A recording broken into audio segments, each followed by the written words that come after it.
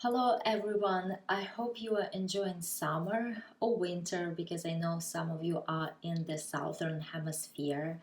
I'm really enjoying summer here in Northern California. It's my favorite season and there are so many things I love about summer. And one of them is wildflowers. This summer I've been inspired to create a collection of flowers and leaves bookmarks. I already made the patterns for a broadleaf and a lavender blossom. Those tutorials are already on my channel. And now I also created a dandelion flower and a dandelion leaf bookmarks. In my shops, these two come together as one pattern, but there will be two separate video tutorials. Today's tutorial is for the leaf and the next one later this week will be for the flower. But I'm not going to stop there. Summer isn't over yet and I want to make more flowers and leaves and I'm excited to see what I will come up with. And by the way, these don't have to be bookmarks. If you make the stems shorter, these can be decorative pieces for so many other projects. Personally, I see a beautiful summer cushion all covered in crochet flowers and leaves. The yarn that I use for all of these bookmarks is YarnArt Begonia. It's 100% mercerized cotton, category 2. The hook size is D, 3.25 millimeters.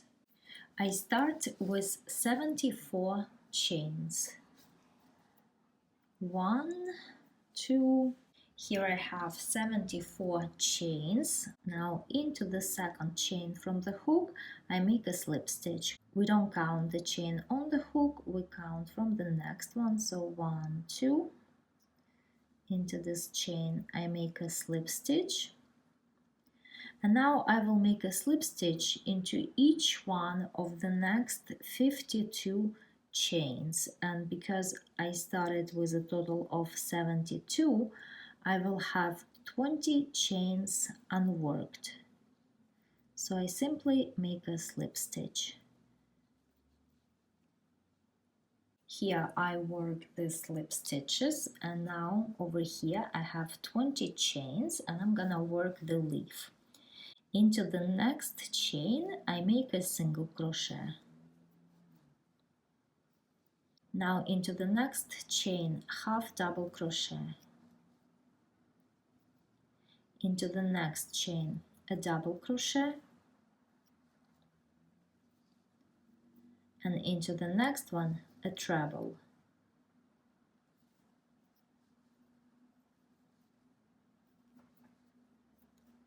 Now make 2 chains, 1, 2, and into this treble, into the top of this treble that I just made, I make a slip stitch. So this way I get a little picot made on top of the treble. Now 2 chains, 1, 2, and into the same chain over here where that treble was worked, I make a slip stitch. So I get this kind of like a triangle. Now I'm going to repeat this same sequence again. Into the next chain I make a single crochet. Into the next one half double crochet. Into the next one a double crochet. And into the next one a treble.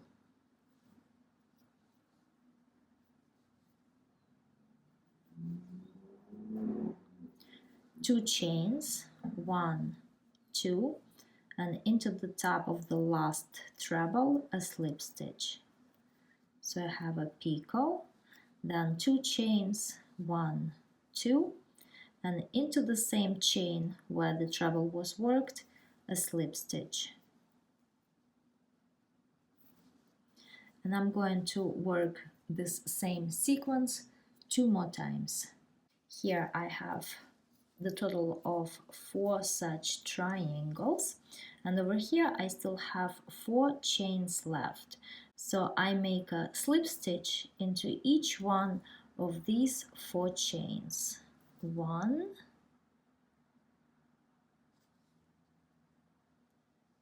2, 3, and 4. Now I turn my work this way because I will be crocheting in this opposite direction now. So over here into the next 3 chains, again I make a slip stitch. 1, 2, 3. This is what I have. And now I will be working into the bottom of these chains over here.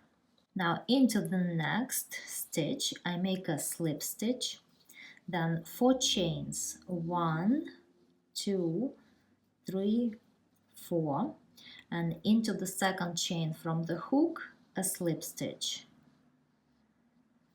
This gives me a little picot which matches the picot on this side.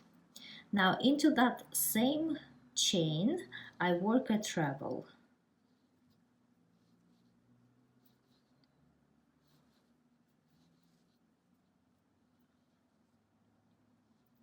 Into the next stitch where the double crochet was worked, I work a double crochet.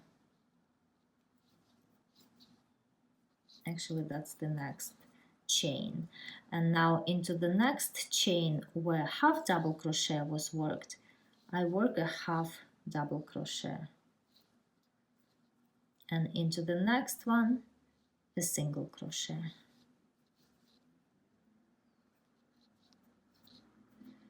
So now I got a little triangle that matches the one on the other side. And I do the same thing again, so I will make it the total of additional 3 times. So into the next stitch I make a slip stitch, then 4 chains, 1, 2, 3, 4.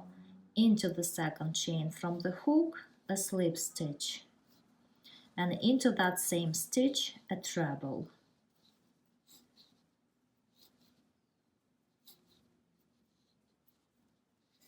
Into the next stitch a double crochet, into the next one half double crochet, and into the next one a single crochet. This is what it looks like. And I will work the same thing 2 more times over there. Here I worked all those little triangles, and this is what my dandelion leaf looks like so far. Now into the first stitch of the stem I make a slip stitch, and now I can fasten off, and using a tapestry needle I will weave in these yarn tails. This is the wrong side of the leaf, this is the right side, this is the wrong side. So on the wrong side I weave in this yarn tail. So I'm just going to make several stitches to secure that yarn tail, and then I'll just cut it off. And that's what the finished dandelion leaf looks like. Now on this side I will make a little tassel. For that I cut 6 strands of yarn 6 inches long. Now I fold them in half like this, and into the very last stitch of the stem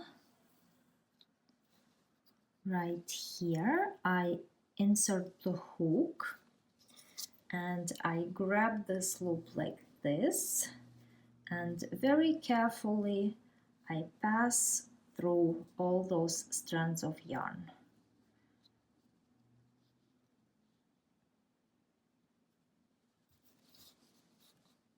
Very carefully I pull through, creating a loop over here, and in that loop I pass through the ends like this, and then I pull first gently and then tight, and that's how the tassel is made. Now I'm going to go ahead and steam the bookmark and the tassel, and then I will trim it.